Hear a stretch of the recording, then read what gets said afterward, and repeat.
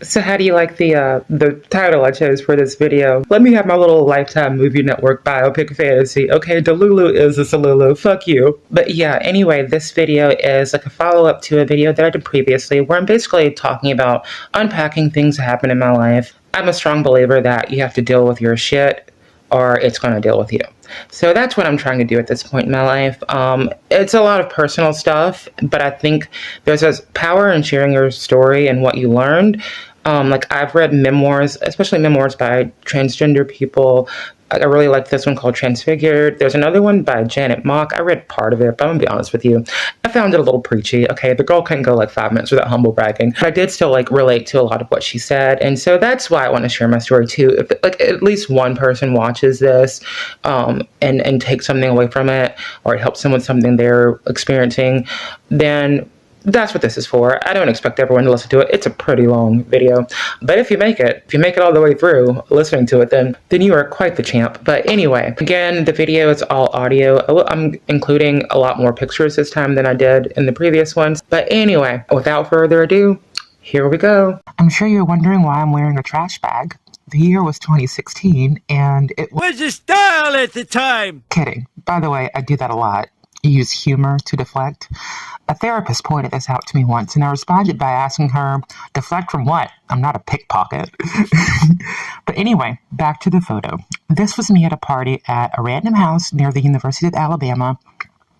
I wasn't quite too drunk to drive home, but then again, I never was I? And I was wearing a literal trash bag, because apparently you need a theme to binge drink and make out with a stranger. So how did I get here? Well, I'd sure come a long way from my little hometown. You've probably never heard of it. Few people have. Perdido, Alabama. Dieter Tech!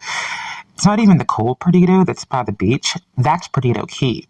My Perdido is a different, tiny, off-the-interstate town that's extremely difficult to find footage or good photos of. I had to resort to taking screenshots of Google Maps.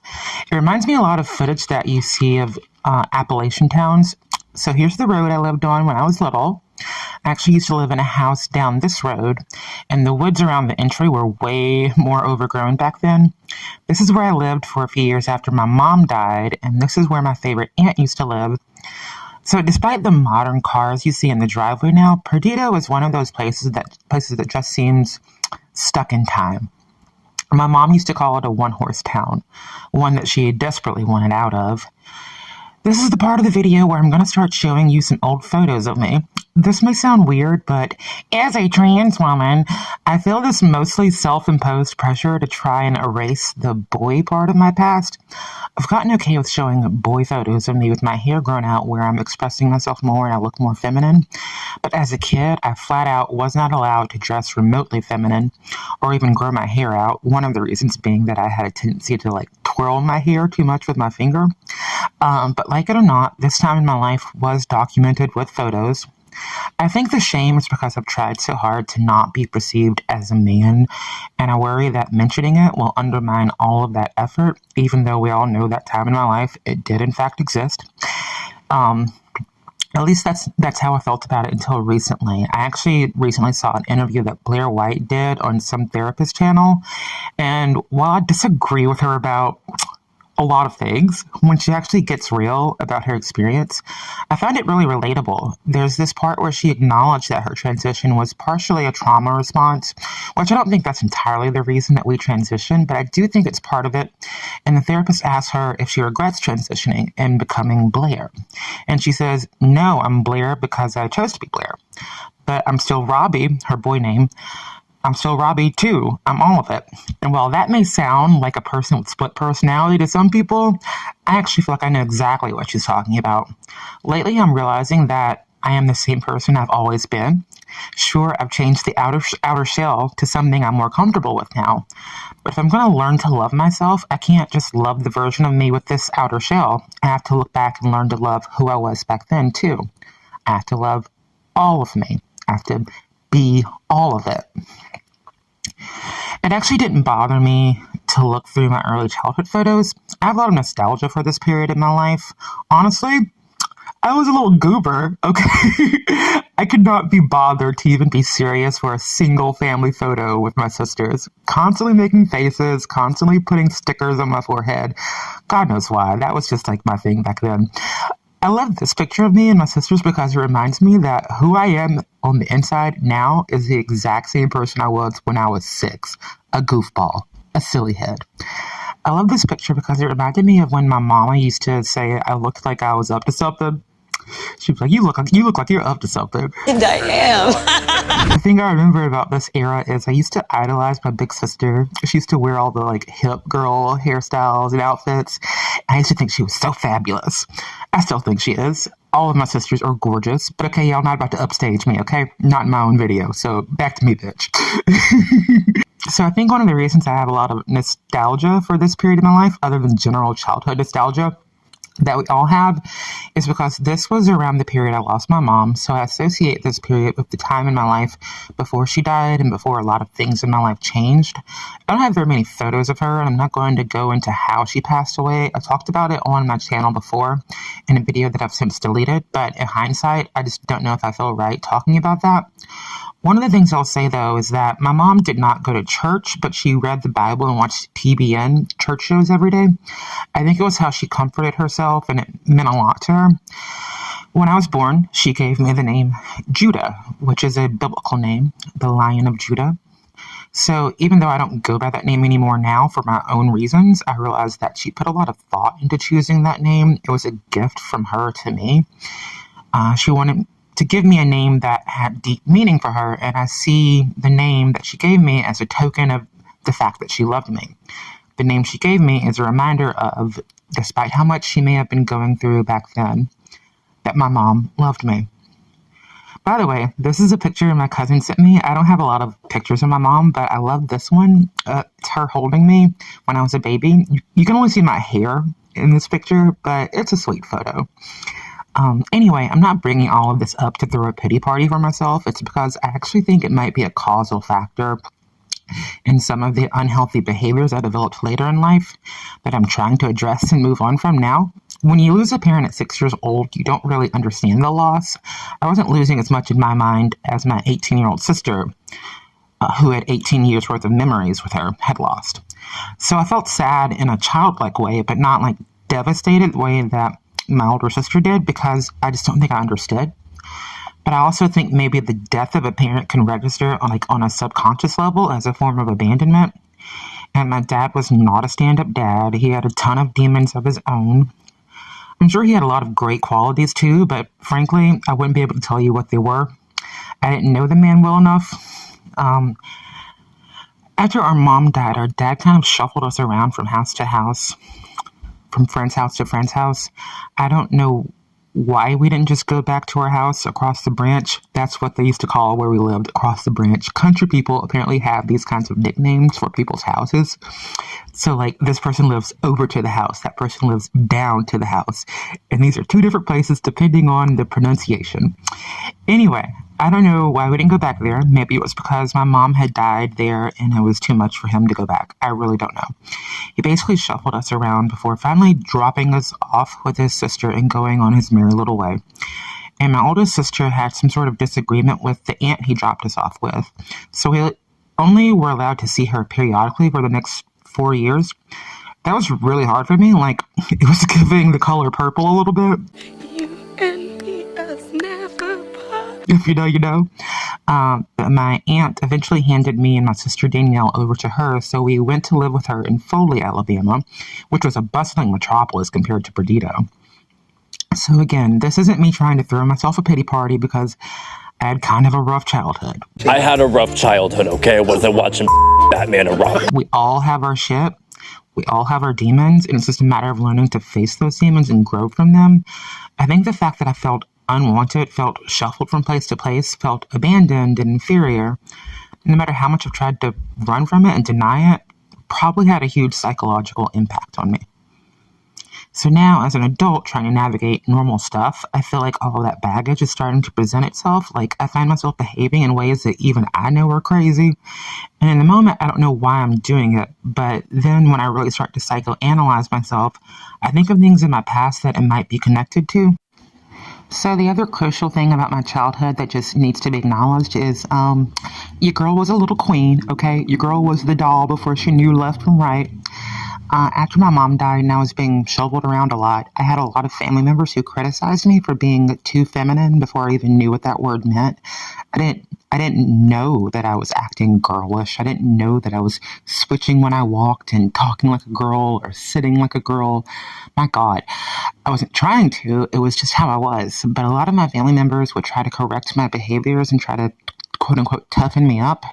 And I can kind of give them some grace now in the sense that I realize in their own way they thought they were trying to help me. They were trying to protect me in some senses.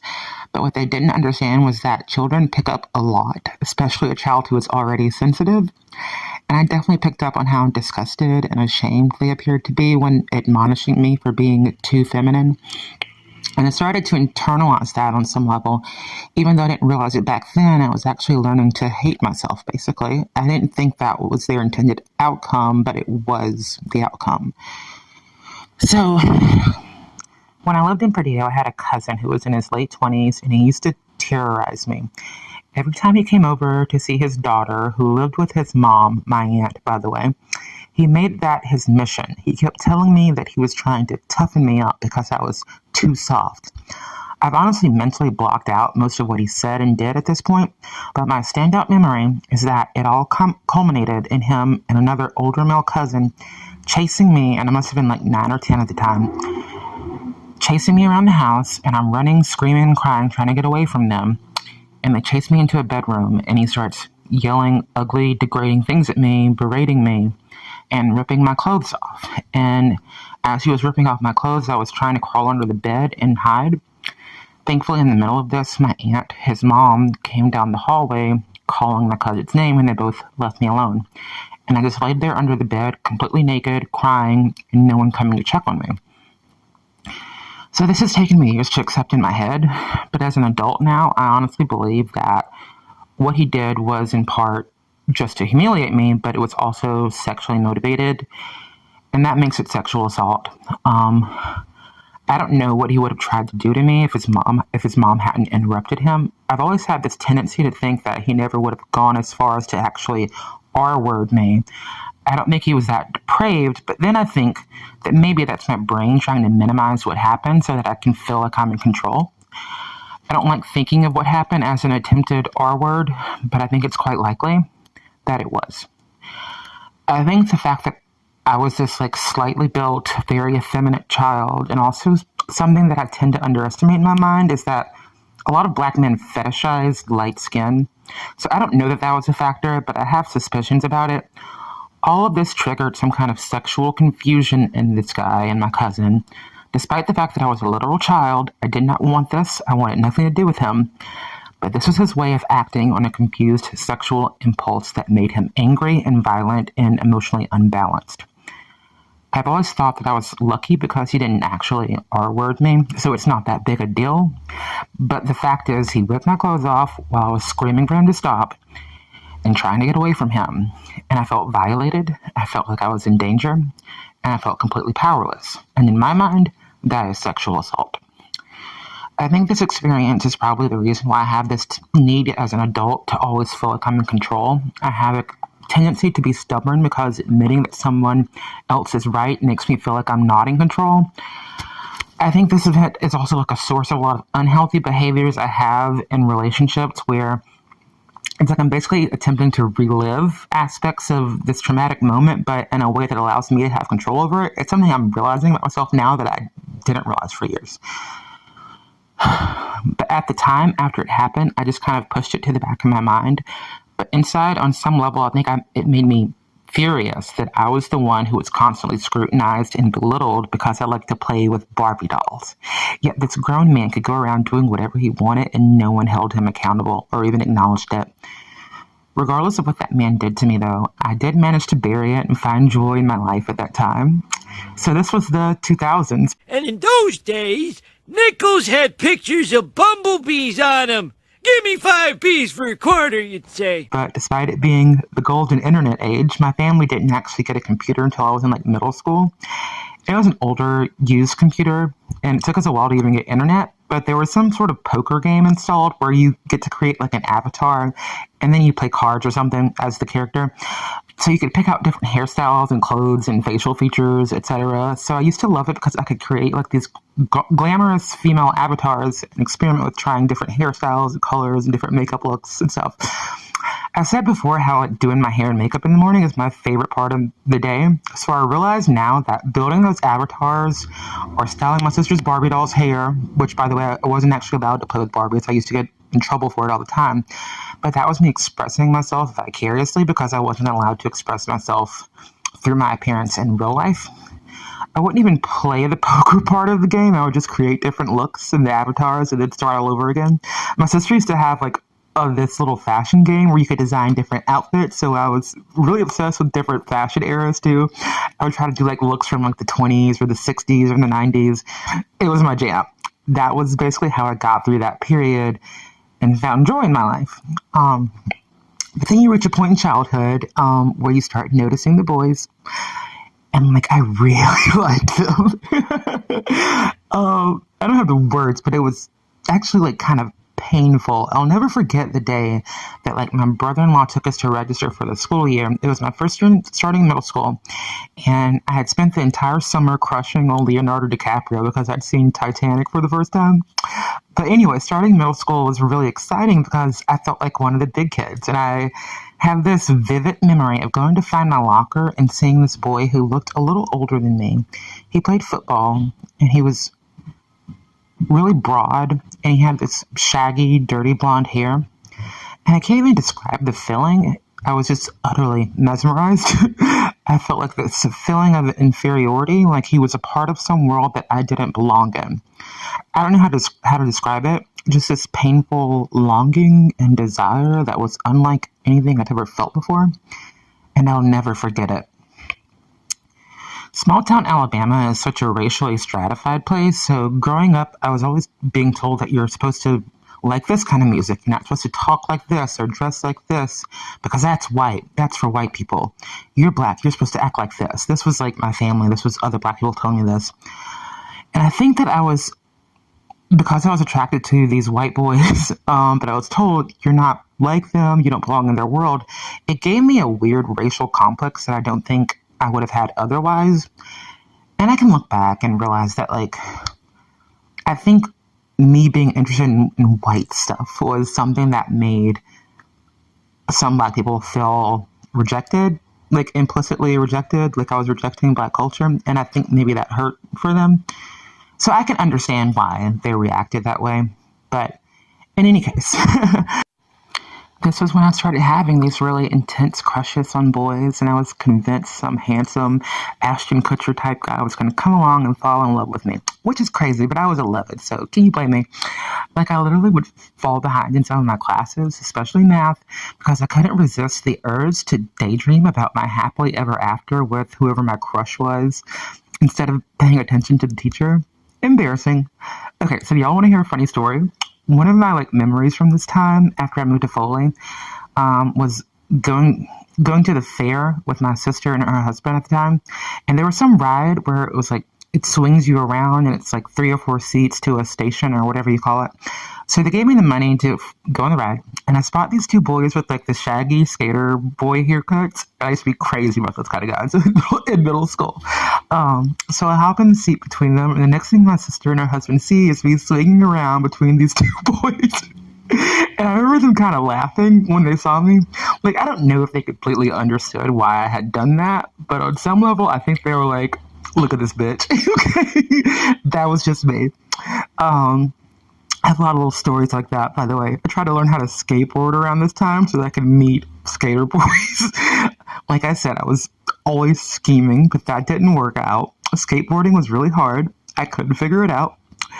On some level, this was pretty normal. Like, one of the reasons I became so fascinated as an adult when I read this book, The Man Who Would Be Queen, that's about the different psychological profiles of male to female transsexuals, and I recognized so much of myself in the description of the HSTS, and it felt like when I read that, like, everything just made sense all of a sudden. Like, I had needed an explanation. And one of the things that the author talks about is how attracted HSTS are to masculine guys. It's not lost on me how often they use words like intense to describe our attraction to them, because it is intense. And that's what I started experiencing at a pretty young age. But I do wonder how much of that was compounded by self-esteem issues that I had developed. Anyway, so this is the part where we have to go back and look through old photos again. I spent like an hour combing through my boy photos from middle school and high school. And honestly, I don't know why they're so much harder to look at than my earlier childhood photos, but I have to tell you, looking through them was definitely the least fun thing I did all year. Okay, I hate this right now, but I'm going to bite the bullet and I'm going to do it. This was me in 9th grade with dorky glasses, acne. I had really awkward features that were like too big for my face at the time. I hate this right now, y'all.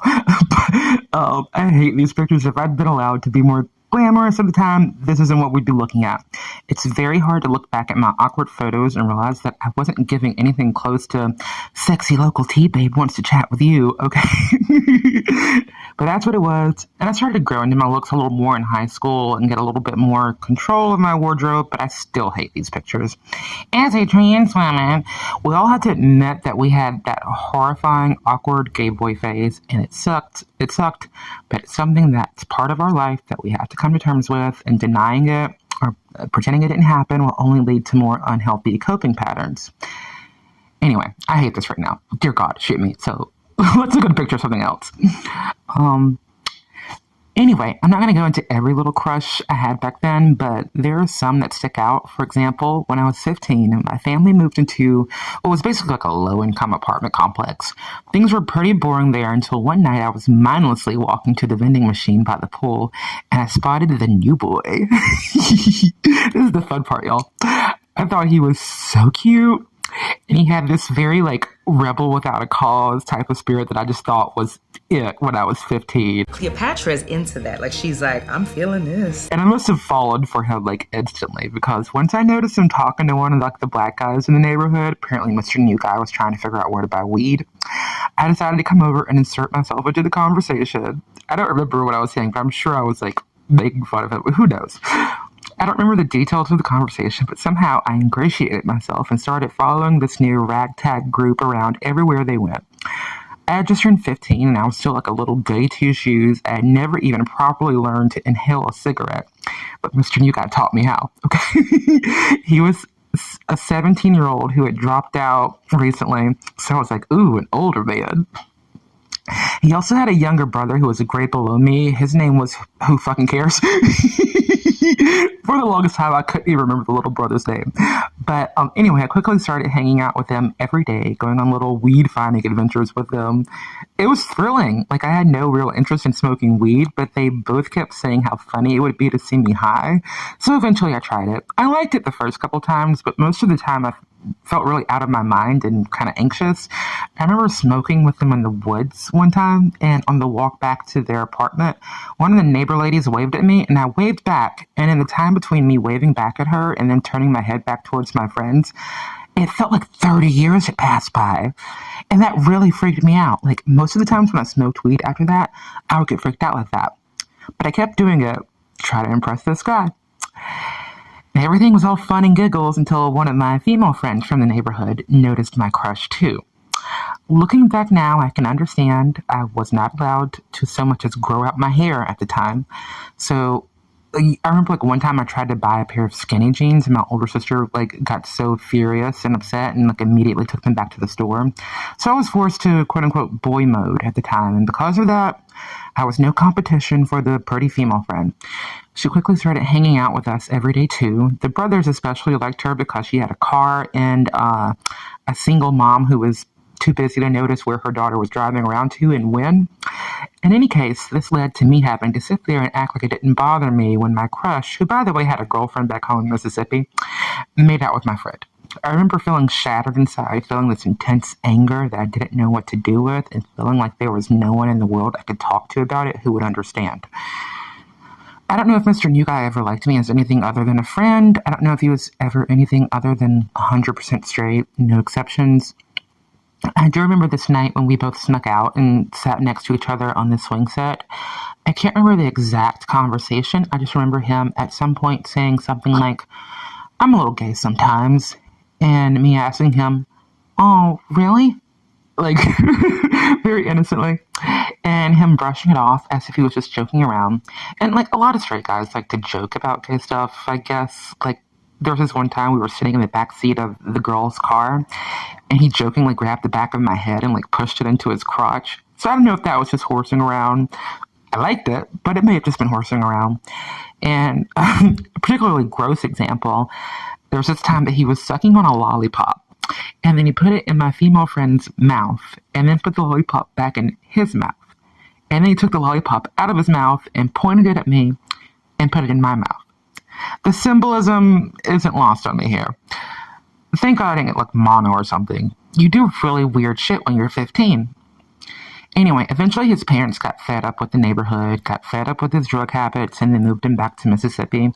And I was really sad for a really long time. So my headcanon here is I'm pretty sure he knew I had a crush on him. We never talked about it, but it was like it was okay. And most guys didn't want to hang out with me, so this was a really new experience for me. I was not giving femme queen realness visually, so I doubt that he was very attracted to me. I bet he would be now, but back then not so much. And I think the way that I was, like that femininity about me was just obvious. He actually had like a 9-year-old sister, and y'all, this little girl used to terrorize me. She'd be like, "You're gay, aren't you?" I'm like, in my head, I'm like, "Girl, I'm trying to get with your brother, leave me alone." But anyway, so I think he knew what I was. I think he probably liked that about me, like probably had a soft spot for me. And I think he probably had some curiosity. A lot of guys do. But I'm glad nothing ever happened because I'm glad that I can look back kind of fondly on him. 2 years later, there was a boy who something did happen with. I alluded to him in my last video, so I don't really want to talk about him because it's a bad memory. I think I'm only ready to talk about it in like in a more emotionally detached way. So this was who I lost my virginity to. He actually cheated on his girlfriend at the time with me. And he was happy to do it, but it ruined our relationship. It did not end well, and part of this was because we were young. We were both 17 when it happened, but also because I think he just had a lot of shame. I don't really know what his sexuality was. I'd always thought he was straight, but it was like the minute he started wanting to hang out with me all the time, I knew on some level that there was more to it than that. And that eventually culminated in us having sex and him not talking to me anymore. He's married now and he has a baby. But back then, he was one of those boys who wore like the skinny jeans and had like gauges and kind of like an emo style, which to be fair was the style in 2010. In those days, Nichols had pictures of bumblebees. But in Foley, Alabama, most guys didn't dress like that. But anyway, I was a lot more into like boy bander looking guys back then. I was a teenager, give me a break. But anyway, so I was watching a YouTube video recently and there was a person who kind of reminded me of him. I'll try to find a clip of this person. No, so I have no delusion, right? So why do you identify as a woman? Do you think when I identify as a woman, that means that I have different chromosomes than I do? This person identifies as a trans woman. The look and the voice aren't giving woman, but that's how this person identifies. And my assumption is that this person is some flavor of like an autogynephile. I'm not saying that to be disparaging, by the way. I don't have a problem with autogynephiles, but I know this type. These are like the uwu anime cat girl trans lesbian types. I swear to God, I know this type. And I've had a suspicion that a lot of the guys from back in the day who dressed kind of emo but liked girls, that they were dressing that way. This is what I think now, because it was like an AGP thing for them. Like, I think it's a socially acceptable self-feminization that they were into. Like, I think it was maybe a little sexual, maybe gave them some emotional fulfillment. I don't know. And there's a correlation to having a thing for gynandromorphs, be they trans women or femboys or whatever, and being autogynephilic. So my headcanon is that Mr. Emo boybander looking guy was a confused AGP. I was a confused HSTS. And that just wasn't going to work, especially not when we were that young, living in that kind of town with those kinds of social pressures. That, and I stopped being into emo boy bander guys by the time I was old enough to vote, so it wasn't going to work. I had one gay relationship in my life, and I'm sure that there are people who are going to tell me that because I'm trans, all of my relationships are gay. And you can think that all you want, but I said what I said. I said what I said, okay? I dated one gay man who I knew immediately when I met him was gay. I could attract gay men back then because I had short hair and I dressed like a boy at the time. So basically, it was like my twink era. And suffice it to say, I gave gay dating a try, and I didn't like it. Hated it. It was more like a friendship between two gal pals than it, where I was like emotionally attached to this person, but he just didn't do it for me. And that's not anything wrong with him. He's a good-looking guy, but I just wasn't being honest with myself about what I wanted at the time, and he got hurt because of that. This is the one person in my life who I did end up cheating on once, and I'm not going to make excuses for it. I hurt this person, and that's something I'll have to live with on my conscience. I just wasn't the right person for him, and deep down he knew it too, but I should have been honest with myself. This was around the time that I discovered Tuscaloosa's one and only gay bar. At this point, I'd grown my hair out. Sorry, I wrote this down. I'd grown my hair out longer than I'd ever been allowed to in high school. And I'll never forget this 6-foot-tall trans woman who walked in, pointed at me and said, "That's a girl." Every time I'd see her after that, she would say something like, "I see her, sis. She's coming out, sis." And I wish I could tell this woman how much she helped me. It gave me the courage to start embracing myself and learning to face my place in the straight world outside. And this leads me back to this garbage-themed party picture. I, ever the resourceful queen, fashioned a trash bag into some imitation of the sort of bodycon freakum dress I would wear now. Which was the style at the time? Regardless of whatever the theme was, I would generally show up to these parties with my face beat, hair teased up as big as I could get it at the time, like I was trying to look like Diana Ross or somebody. Looking back now, I realized that one of the appeals of these trash-themed parties was that I was getting the message from the experiences I was having there that it was okay for me to express myself, that who I was okay. And on some level, it was okay for me to pretty myself up and go hunting for the kind of men I liked, basically. All right. I saw every party as a chance for me to go look for my type, okay? Those hetero-flexible, straight dream guy, to have my great American romance with. And because I could finally admit to myself that that's what I liked. Some nights I got what I wanted, but most nights I was too scared to even shoot my shot with anybody.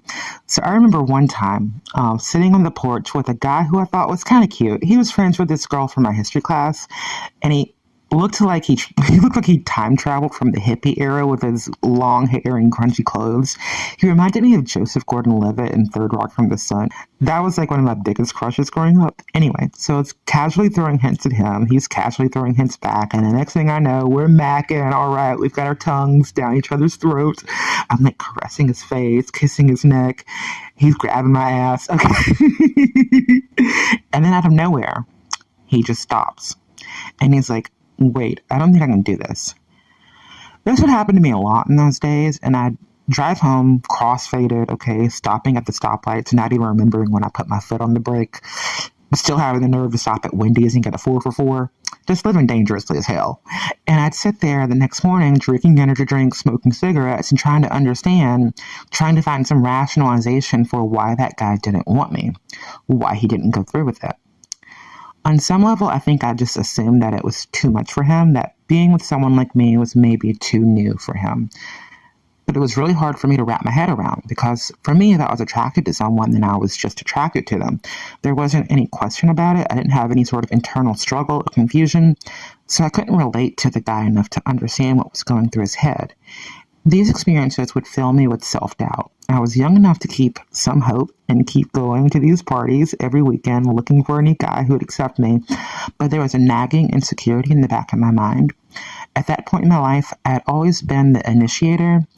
I'd wait for guys to give me cues, and then I would be the one to verbally initiate whatever happened. So I'd spot some guy who was my type, okay? And if I felt like I was getting some cues from him, I'd initiate. And I got what I wanted enough times for me to have some confidence about it. But there were other times where the guy freaked out, and it made me feel deeply ashamed. And to this day, I don't know if those guys that freaked out did so because they genuinely were never attracted to me, or if they freaked out for the same reason Mr. Hippie Guy kind of freaked out in the middle of making out with me, because of some internal fears about being perceived as gay. What I really wanted was for one of these guys to be the initiator, so I could know for sure that they weren't just doing me a favor, that they wanted me just as much. and I was about to get my wish. So there was a guy who went to these trash bag parties who I would sort of notice in passing. We kind of ran in the same circle a little bit, and I was really intimidated by him. I thought he was just the best looking guy ever, and he seemed really straight, really masculine, and he had this sort of coolness about him. Like he was just too cool for school. And I felt like I should avoid this guy because he had it going on, okay? And that was the kind of guy that I usually had a crush on, and I knew it could get hurt. And I bumped into him one time, and he kind of brought up how he was friends with this other guy that I kind of had a thing with, and that guy had bragged about me. God. And I remember the way he said it kind of struck me, like there was something interesting about the way he said it. But then I was so addicted to validation from these guys, so I sort of developed like spidey senses to detect even the smallest little nuances that hinted that a guy liked me. But it's like I didn't have the confidence to accept that I was being validated unless the guy stated it explicitly or did something to explicitly show that he wanted me. Unless he did that, then I would question it and think on some level that it just must be like wishful thinking. So I was shocked when this really cute, really straight guy came up to me one night and asked me to make out. I could barely process it. Like, I couldn't believe it was happening. So of course I said yes. And it was super awesome while it was happening, and then he just stopped, and he walked away.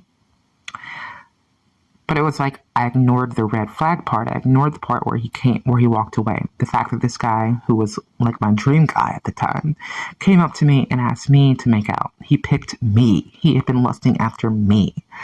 That was the validation I'd been looking for so long, and I remember that I felt like I was high the whole rest of the night. Like for the next few days, I was walking on a cloud, and it was all I could think about. I've always had this tendency to behave like a hopeless romantic. I won't say that I am a hopeless romantic, because I have this friend at work who always kind of scolds me whenever I define myself by these sort of self-limiting labels. So I'll say that I behave like a hopeless romantic. Not that I am one. But anyway, I was actually reading an article about this where it was describing the behavioral tendencies of hopeless romantic types, and I actually started laughing a few times because I recognized so much of myself in the description I was reading.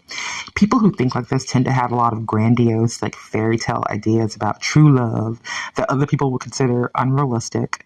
All right, we believe love conquers all, and we tend to fall really fast because we're basically projecting a fantasy of Prince Charming onto this person that we don't even really know, and our brains just kind of instinctively ignore anything that contradicts that fantasy.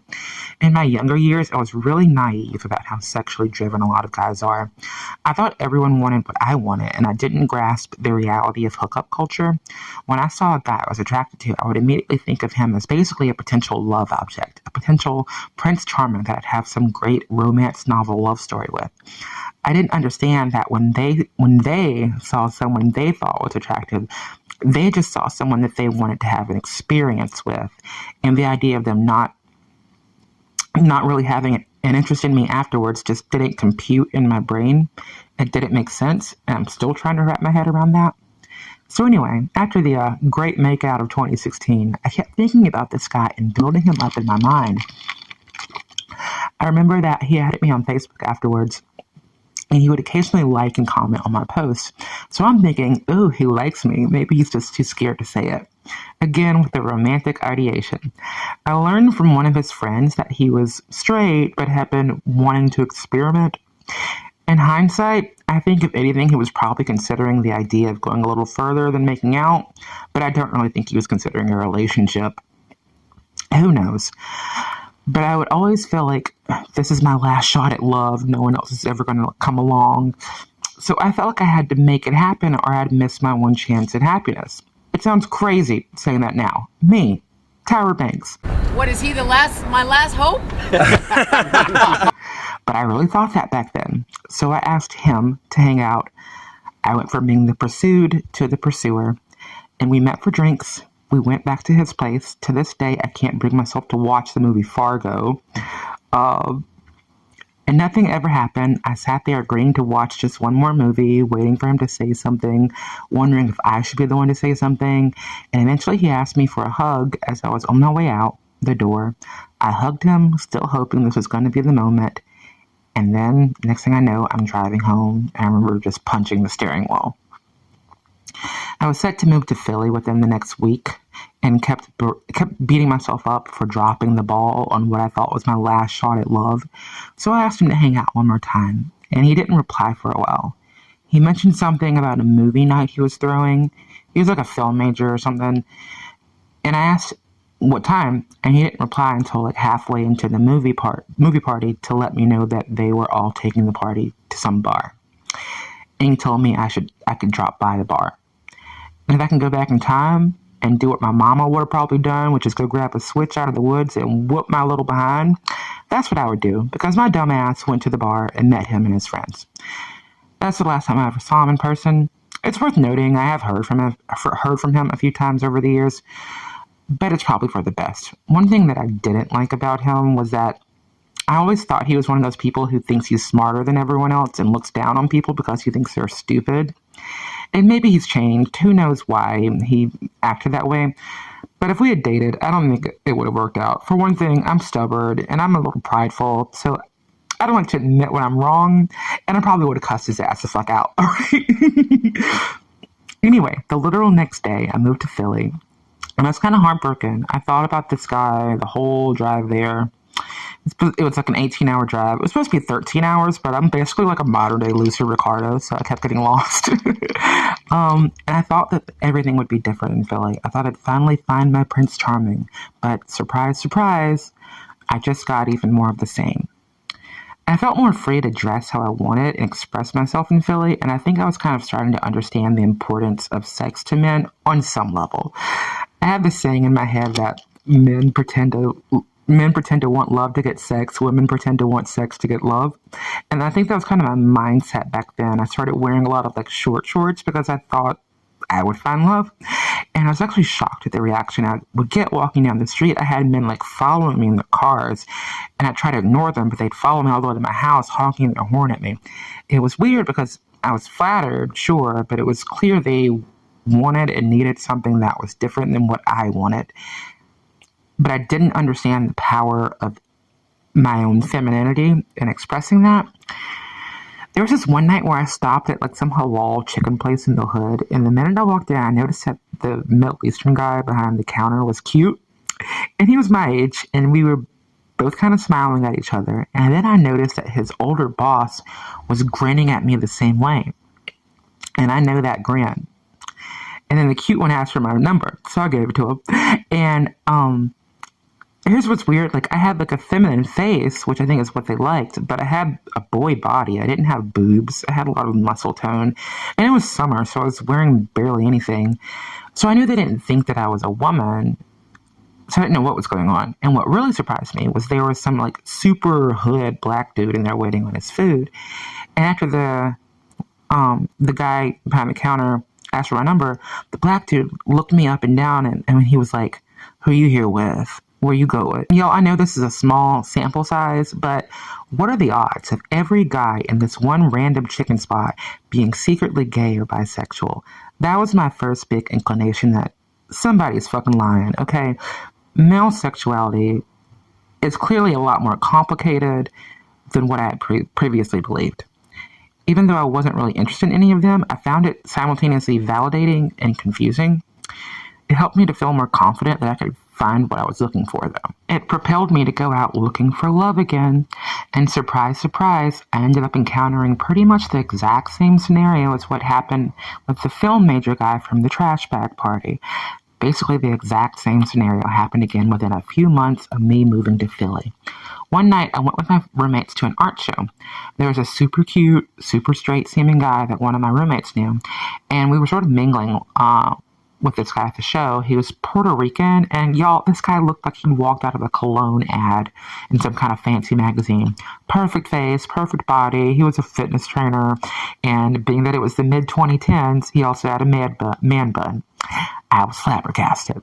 But then right before he leaves, he looks at me and he says, "You got really pretty features." And I was so flattered. Again, it was that feeling that some guy had picked me. As embarrassing as that is to admit now, and for a little while, every ounce of self-doubt I had been struggling with for so long just faded away. I had been validated by this guy. This was back in my clubbing days when I thought I'd find love hammered on a dance floor. And one night I ran into Mr. Fitness Trainer at a club in South Philly, this place called the Dolphin. I can't remember much about that night except that he came and found me and gave me a hug before he left. And there was something about the way he hugged me that made me think that there was a vibe. I still think there was. Anyway, he came over to a party that my roommates threw once, and as my roommate later recounted to me, he perked up when I walked by in my little short shorts. He told her, "You know I go both ways, right?" The most that ever happened between me and him was when I ran into him at an after-hours club in the neighborhood of all places. My other roommate saw him downstairs and mentioned that I was there, and as I was told later, he abruptly left to go find me. I was in my own role dancing on the dance floor when he approached, and he asked to kiss me. And of course I said yes without thinking. And he gave me a peck on the lips, and just like the last guy, he just walked off. It was strange. Nevertheless, I spent the summer fantasizing that he was my Prince Charming in waiting, posting thirst traps like this one to try to get his attention. Bless my little heart, right? Broadcasting a deeply personal part of myself, my sexuality, in a way that allowed any onlooker to reduce me to that one part of who I was. You live, you learn, I guess. When I finally confessed my feelings, I was stunned by how uncomfortable he became. First of all, he was like, "Well, I kiss a lot of people," and I'm like, "You do? You just walk up to people and ask them to kiss you all the time? Why?" He also told me that even though he, quote unquote, lets a lot of people S his D, gross, that he basically thinks he prefers women. By the way, the guy that I talked about in my last video, I'm realizing now that the reason I put up with a lot of that gaslighting and him denying things and all the "I'm straight" after having sex with me is because that shit was normal to me. I was used to it. But anyway, back to Mr. Gym Trainer. This was a man who worked at a gym in the neighborhood of all places. He used to hang out with a trans woman I knew back then all the time. People thought they were a couple because they were always together. I'd bump into him in a lot of gay clubs. I remember when I was talking to him, he brought up this older guy that he used to hang out with who buys him all these clothes. And I kind of laughed uncomfortably when he said that because, look, I'll be real. I've had a sugar daddy before. I've been young. I've done the things, okay? And anyway, when I laughed, he looked like afraid and uncomfortable, like he felt too seen. Anyway, for what it's worth, I read a book a while ago by a guy who describes himself as trans attracted, like he really has a thing for trans women. And he's older now, but the way that he described himself and his mindset in his younger years, the fears and insecurities he had, his behaviors at the time, made me immediately think of this fitness trainer guy. And that may be a still, I don't know. I don't think a relationship between me and him would have worked anyway. How you doing, player? You heard that? Oh, no. Player, huh? In fact, I probably would have hated this guy, to be honest. No one was more in love with him than he was with himself. I remember him posting a status on Facebook about how he noticed some person trying so hard not to look at him because he's so good looking, that he noticed a person's vein throbbing in their forehead. I also suspect that there was some sex addiction going on there. I don't know what his deal is. But what I learned from him is that there are a lot of men who might think that you're the sexiest thing they've seen in a hot minute, and they may even like you, but the thought of engaging with you on an emotional level as anything other than a sexual conquest can scare the Jesus out of them. I don't fully understand that, but looking back on this situation helps me to remember to stop beating myself up over someone else's sex addiction. As silly as this sounds, do you guys remember that song that Justin Bieber did with Sean Kingston? It was called Eeny, Meeny, Miny, Mo Lover. Well, that's this guy. I think this was the guy who wanted to try a piece of everything. I resented him for years because, and this is the analogy I came up with a long time ago, I felt like he treated me like a piece of candy in a candy store. Like he just came up and he was like, this piece of candy looks really good. And he took a bite out of me and put me back in the case, half eaten, and then kept trying other pieces of candy. I'm in a huge ocean. I got a boat and a fishing line. You keep on fishing. Because I have a feeling that was probably one of the best girls that you'll ever catch. Is it? And you lost her. Good luck, playa. Thanks. Hang in there. Do your thing. I have to be honest with myself, though, that the fact that I fixated on him immediately is because I was being shallow, too. And that's a tendency I have within myself that I have to hold myself accountable for. I was looking for validation, and I honed in on the most ridiculously GQ model-looking guy I could find just to get validation, not because I actually understood him for who he was on the inside, not because I loved him. And I can be honest with myself that, yeah, I like the pretty boys, okay? That's what I like. But there's a certain self-awareness you need to have that I didn't back then in order to distinguish between someone who is actually right for you and someone who isn't. Someone who just looks good. Looking back, I realized that in a sense, I was objectifying guys just as much as they were objectifying me, but just in different ways. I was projecting my Prince Charming fantasy onto them. They were projecting their sexual fantasy or whatever it was onto me. It was giving very much, you want love, he wants a freak off, basically. And it was just a fundamental disconnect between two young people who were both immature and kind of screwed up in different ways. Very incompatible. Sorry, I have to repeat that part. It was just a fundamental disconnect between two young people who were both immature and kind of screwed up in different, very incompatible, very irreconcilable ways. And in a lot of these encounters, I never got the chance to really get past the infatuation phase. I look back now and I realize I didn't love Mr. Fitness Trainer guy. I didn't love Mr. Trash Bag Party guy the way I thought I did because I felt infatuated. They just made it a little easier because they validated me, and they made it a little easier for me to project my fantasy onto them. Quick little editor's note. Something I didn't mention in the original recording was that this time in my life was the darkest period of my life. And I know that, like, what I'm talking about may not sound the biggest deal to some people, but for me, like, I felt like a raw nerve ending. And it started to be like, the only time I felt okay was after work, I'd start drinking. And for a few hours, I felt okay.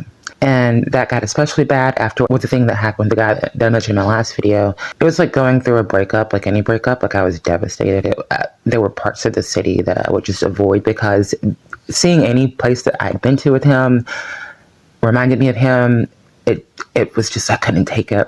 I think a lot of our suffering as human beings is mental. But anyway, this all landed me in rehab by the time that I was 25.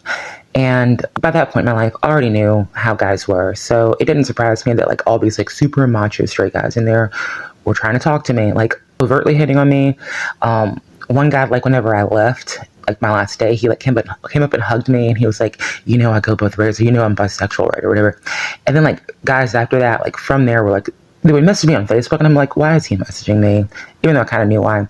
And then, so, like, I'd respond, and, like, a few lines later, bam, dick pic. I got really sick of that. Like, I got sick of feeling, like, objectified, because that's how men treated me a lot. Like, I can think of people I met in college while I was doing, like, assignments for, like, the school newspaper, that a year or so later, I would get a random message from Facebook, and they'd start saying, like, sexual stuff to me. And it would be the same, like, super straight guys, like, the kind of guys that would probably have killed me if I had, like, said anything to anyone, you know. I remember one day, after I moved to Philly, I'm walking in the middle of a snowstorm, and some guy stops me to, like, ask to town or something like that. And I already know why he's stopping me, but he's like, so you like to smoke weed, or do you like to drink? I bet you like big meat. Like, disgusting things. And I got so sick of being treated that way that it was, just to clear up an elephant in the room, it was part of why I transitioned. To be clear, because HSTS get accused of transitioning just for men all the time, I like to say that I did the right thing for the wrong reasons. This was always who I wanted to be when I was a kid. It was always leading up to this. I had a lot of internal shame about how feminine I was, so I tried to tamp it down, but I'm in a way glad that I got pushed to, because I just wanted out of the situation I was in, and it pushed me to accept that part of myself. And, you know, maybe some people don't agree with me, don't agree with my choice, but it's my choice, and this is just what it is. So anyway, I had a lot of experiences in the following years, especially after our transition. Men who hurt me, men who I hurt, men who fetishized me, men who I coldly dismissed. So I've been hurt. I've hurt people too. I don't want to go into every situation that happened. God knows this video has already gone on long enough. But there was one experience I had that I'm not going to go into specifics about what the situation was or what happened, just out of respect for the person. I want to talk about the part that I think I learned a lot from. So I remember something happening and him being like, Shannyn, I'm uncomfortable. And then before I could say anything, his voice kind of softened and he said, but that's my own shit. And there was like a thoughtfulness in his voice. And I asked him, what does that mean? And he said, "Don't worry about it. It's just my own shit." And he never told me what he was referring to. I just kind of assumed it in my head. And that could be my own projection. At this point in my life, when this happened, I'd had all my surgeries. Okay, I was passable. All these like straight guys were trying to holler at me all the time. Baby, I was causing mayhem everywhere I went. Okay, but in my head, I still felt like that awkward teenage gay boy who had a crush on someone that I wasn't supposed to. And I felt all the same shame that I'd felt for years. So to hear him, in my mind, basically say that it wasn't my fault, that I didn't do anything wrong, that it was his own shit, that kind of healed something inside of me. Like, I look back and I realize that now. And by him doing that, by treating me like a human being, it helped me to see his humanity more. Like, I started to think more about stuff that he talked about, stuff that he struggled with. And it helped me to see past the fantasy that I usually project onto men, to start to actually see and engage with the real person who has his own traumas and fears, because he's human, just like me. I think we meet all sorts of people in our lives who we will feel attracted to, and we get tricked into thinking that attraction means it has to be this fairy tale. But life isn't a fairy tale, and maybe it is for some people, and good for them, but there's a reason divorce rates are so high. What I've learned is that attraction really is just a motivator to get to know someone, and being around them gives you the chance to clock things about them and where they're at in their life, and they start to clock things about you and what you're struggling with. And if you care enough, you might be able to help that person overcome an insecurity or two that is holding them back from what they want in life. And they might be able to help you progress in your journey too. I really think that's the best we can all do for each other as human beings. I think it's our job on this earth, really, but there's so much superficial mumbo jumbo in this world that makes us forget that. Like, you can experience genuine compassion and empathy and really love from a romantic partner, a best friend, a family member that you reconnect with, or just a random bum on the street. Genuine love comes from the most unexpected places. As I learn to be more open with people I meet in my everyday life, to live in the moment more, I find that you can have little snippets of those kinds of experiences every single day. I think that is our purpose as human beings, to learn how to love each other while we're here. And I've had my own specific path to learning that, but I think it's the lesson we are all sent here to learn, if I may be so sappy. And we're all given specific paths in life to help us learn something that we can use to tell our stories, to relate to each other more, and to ultimately find love in every interaction we have. Because we're all human. We're all the same, whether you choose to believe it or not. And when you get tricked into thinking that the path to love is finding Mr. Right, that's how you end up married to somebody like frickin' Scott Peterson, first of all. I have met some doozies. Maybe I'll tell you about them someday. But anyway, this isn't to say that I don't believe in relationships, by the way. I've got to be honest. Somewhere inside, I'm still just as boy crazy as I was back then when I was 10 years old. The right guy can smile at me and I'm ready to give him a kidney, okay? But that's dangerous. And I decided to start keeping that in check. I've decided to set boundaries for myself. If a guy came up to me now and was like, "You want to make out?" I don't care how cute he is. The answer is no. A lot of men are into hooking up, and if that's your thing, play on, player. Good luck, playa. Hang in there. Do your thing. Have You're fun. kind of hot, Shannyn, too, by the way. I am hot, but see, you would never have a chance with me in a million years. But I know now that that's a boundary for me. And I think when I'm ready for love, I want it to happen organically. I want it to actually be worth it. And I got to tell you, a lot of what I experienced earlier in my life was not worth it. And I'd rather be alone the rest of my life than put up with some guy that's some like Casanova fitness trainer, okay? But I don't think that's what's going to happen. I don't think I'll be alone for the rest of my life. I think I'll figure it out, and I'm looking forward to figuring it out. But anyway, that's the story, y'all. Bye. Actually, not by. Little addendum here. So I had a little breakthrough today. I was watching a ContraPoints video, which I know some people don't like her, and I don't always agree with all of her conclusions necessarily, but as someone who consumes a lot of content from both left-wing commentators and right-wing commentators, I feel like there's a tendency to kind of BS yourself and BS others. Like, we have a tendency as human beings to have certain biases, and we'll make arguments or accept arguments that support our biases, even when in the back of our minds we're clocking things that don't make sense about the argument that we're accepting. We all do it. And what I like about Contra is she's one of those people who just calls out the parts that don't make sense and like breaks it down why it doesn't make sense. And I watch it, I'm like, I can't even argue with her. But anyway, she did this like really interesting analysis of the Twilight movies and just romance novels in general. And I was going to include a clip from the video, but it's like a 3-hour video. It's taking forever to download, so I'm just going to try to summarize it. So she points out like that the Greeks had this word eros, which it refers to like, I guess, erotic love, romantic love, and erotic love are kind of the same, like, but romantic love, crushes, that sort of thing. What's so thrilling and like seductive about them is it's really the desire itself that you want to keep feeding. Like, it's kind of like a dog chasing their tail. You want this thing that you can't have. And the thing that drives romance novels is like having this conflict where you want this person, you can't be with them. And that's what's really the alluring part, is like having something in the way, that conflict.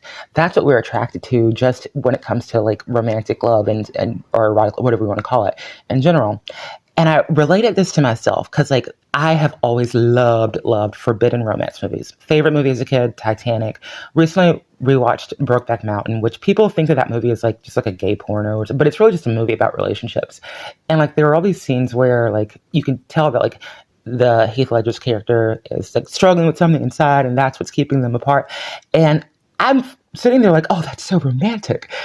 And I'm like, what is wrong with me that I think that? And I kind of had a breakthrough where I realized that in my last video, I said that like there's been guys that have tried to date me that wanted relationships, and I always find something wrong with them because in my head, I think I've been trying to live out my like forbidden love, tragic love story, romance fantasy. That's my fantasy, if I'm being 100% honest with myself. Like, I've put up with like those kind of like quote unquote DL guys because part of me likes that shit. And that's some toxic shit about myself that I have to admit. I'm aware of it now. I don't know what to do with that information. Something I'll try to work on over the years, but that was really interesting. Like, I have to admit that to myself. So yeah, this is the actual end of the video. So bye y'all.